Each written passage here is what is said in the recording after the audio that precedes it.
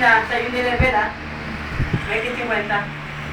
Kaya pag nagsama mo yun, 200 plus a month siya. Opo, 200 sa kasi.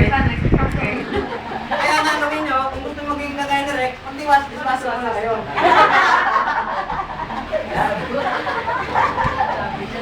Yan, grabe ba yan? Grabe yan. Saka maganda sa kanya. Apply na to.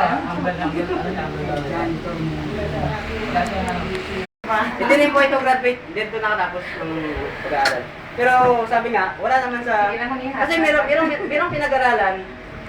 Alam mo, may kakilala ko dati, sabi na, sa Manila siya, di ba? Sa Manila pumunta. Tapos sabi na, partner, graduate na ako, uwi na ako sa amin.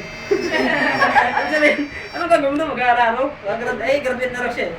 Hindi, wala pa rin. Graduate ka na nga, hindi mo pa rin sinasabing, mayaman ka na. Mag-graduate ka pa lang. Hanapin mo pa. Yan. Yan o. Pero yung sa amin naman, ano lang yun, kumbaga, itong ano naman, kumbaga, itong negosyo natin, hindi ito negosyo ng upline mo. Hindi negosyo ng kung crossline natin.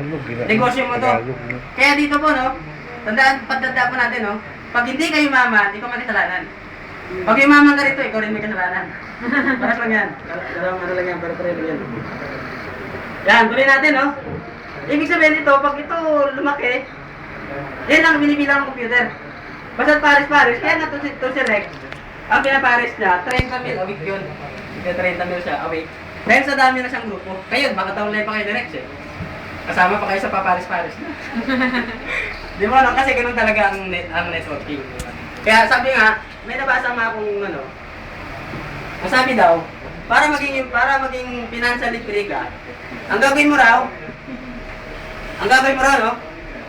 Dapat, yung natawag na, ito, sundin mo to. Law of leverage. Tagtad na, pero okay pa rin yan. Law of leverage. Ibig sabihin yan, in layman's term, multiply your time through others, no? Ganun lang siya kasimple.